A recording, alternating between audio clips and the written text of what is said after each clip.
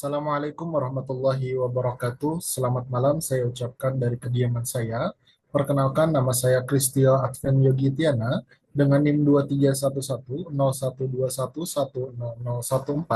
Pada malam hari ini saya akan menjelaskan terkait molekular docking biomolekul dengan studi kasus fotosintesis dan siklus Krebs pada untuk memenuhi mata kuliah praktikum metabolisme dan biomolekul. Oke, langsung saja kita ke bagian yang pertama terkait pendahuluan, yaitu molecular docking.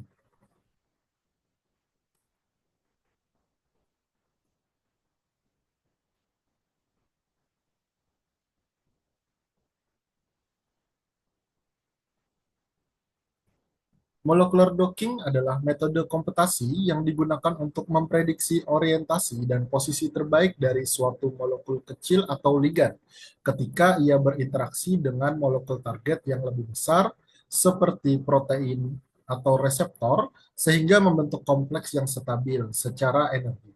Teknik ini bertujuan untuk memperkirakan kekuatan dan sifat ikatan antar kedua molekul melalui perhitungan energi pengikatan atau binding energy dan afinitas interaksi. Molecular docking banyak dimanfaatkan dalam bidang bioinformatik, biokimia, dan desain obat berbasis struktur karena mampu memberikan gambaran mengenai mekanisme pengikatan molekul secara detail di tingkat atomik. Ini contoh dari gambar enzim yang akan kita uji atau akan kita siapkan untuk kita lakukan docking. Selanjutnya, metodologi yang kami gunakan ialah menggunakan komputer dengan bantuan tools merupakan Chimera. Metode docking secara garis besar dilakukan melalui tiga tahap utama. Yang pertama, reseptor dipilih dari database RSCB-PDB berdasarkan kualitas struktur. Yang pertama ialah resolusi yang baik, memiliki ligan bawaan, dan berasal dari eksperimen XRD atau X-ray. Kemudian dibuka di UCSF Chimera untuk penentuan koordinat situs aktif dengan mengambil centroid ligan bawaan. Struktur reseptor selanjutnya dibersihkan dari ligan dan ion-ion non-standar dan ditambahkan atom hidrogen serta disimpan dalam format yang siap untuk diproses docking. Kedua, ligan diperoleh dari PubChem dalam format PDB 3 dimensi dan disiapkan untuk simulasi. Ketiga, proses docking dilakukan menggunakan Autodock Vina dengan memasukkan koordinat pusat situs aktif, mengatur ukuran grid box, dan menjalankan simulasi untuk mendapatkan nilai afinitas ikatan. Hasil docking kemudian dianalisis menggunakan Liquid Plus untuk memvisualisasikan interaksi dua dimensi antara ligan dan residu aktif reseptor. Di sini bisa kita lihat, ini merupakan situs RSCB-PDB, yang dimana di situs ini kita dapat mencari enzim kita yang telah ditentukan sebelumnya. Di sini merupakan aplikasi UCSF Chimera, di mana tools ini digunakan untuk mempreparasi enzim kita untuk diuji uji docking. Selanjutnya ialah tutorial terkait molecular docking dengan studi kasus fotosintesis. Saya menggunakan ATP sintase dari kloroplas dan ligan bernama tentoksin. Oke, langsung saja kita ke tahap yang pertama. Tadi kan ada 3 tahap ya. Nah, kita sekarang masuk ke tahap yang pertama, persiapan enzim. Pemilihan dan persiapan enzim reseptor. Oke, kita lanjut ya. Nah, eh,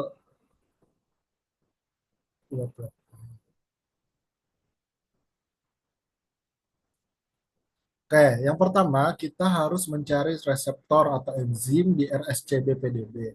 Kita klik atau kita buka situs RSCB-PDB dengan mengetikkan www.rscb.org atau organisasi, lalu diketik nama enzim yang dicari pada kolom pencaharian atau bar pencaharian yang telah ditandai warna merah.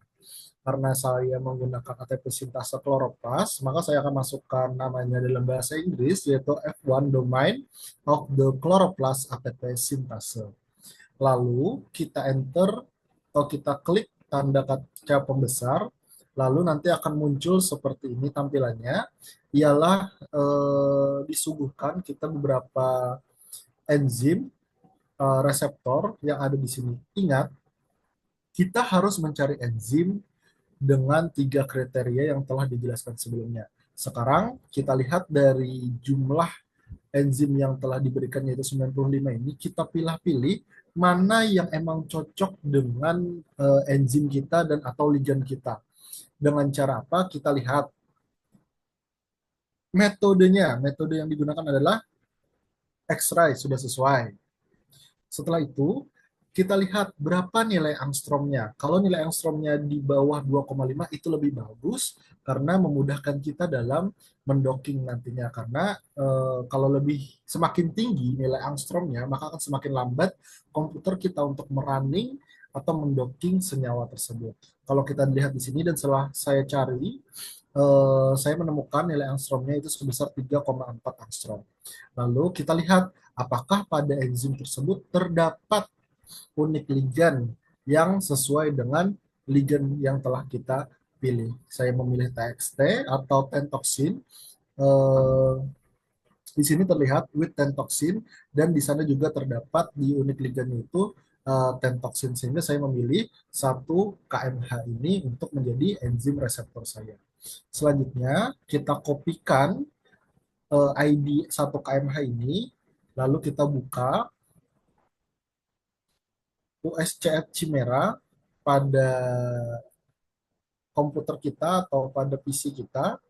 Ini USCF Chimera, kita buka, lalu kita pilih file, kita pilih fetch by ID, lalu kita masukkan atau kita kopikan ID dari RSCB PDB tadi pada kolom ID dan sesuaikan namanya dengan PDB. Setelah itu bisa diklik enter atau diklik fetch. Setelah di enter, kita akan mendapatkan enzim reseptor kita dengan ada ligandnya di tengahnya. Kalau punya saya hanya ada satu ya, nanti kita lihat, kita identifikasi ada berapa ligand yang ada di dalamnya. Ini ligand punya saya adalah ATP sintase klorofas. Setelah dapat, apa yang kita lakukan ialah kita memilih atau kita pilih menu select, kita pilih residu, lalu kita klik TTX. TTX ini adalah kode untuk tentoxin. Kita cari sebelumnya, entah di Gemini atau di AI, apa nama singkatan atau apa nama lain dari tentoxin. Maka keluarlah atau muncullah TTX ini. Setelah kita klik TTX-nya, maka dia akan terblok ya teman-teman. Ini akan terblok di sini, akan berwarna hijau.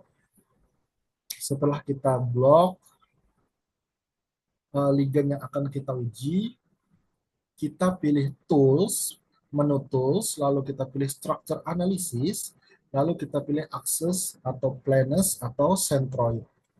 Di jendela yang muncul, baru selanjutnya kita pilih defense centroid, nanti akan muncul jendela ini akan muncul, nggak usah kita apa-apain, langsung kita apply. Setelah kita apply, nanti akan muncul nih, namanya centroid.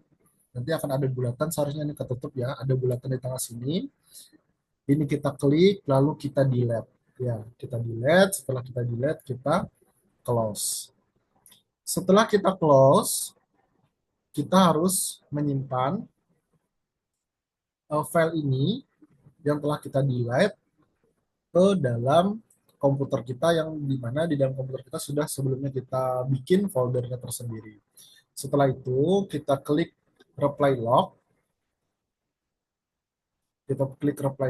untuk melihat nilai centroid yang akan dimunculkan di notepad untuk gridbook, nanti kita masukkan ke gridbook.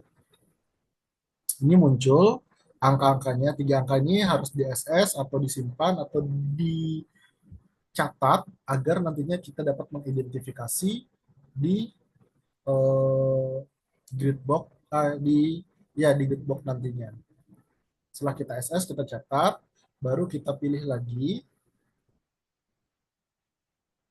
action atoms or bonds, baru kita delete ini kita ligand kita. Setelah kita delete, kita simpan lagi dengan nama menu clean.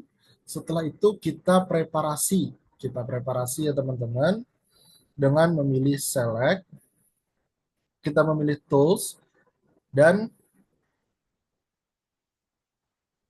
pilih surface atau bending analysis, lalu dipilih atau diklik doc prep. Setelah muncul, ini jendela yang muncul ketika kita telah memilih doc prep, jendela ini muncul.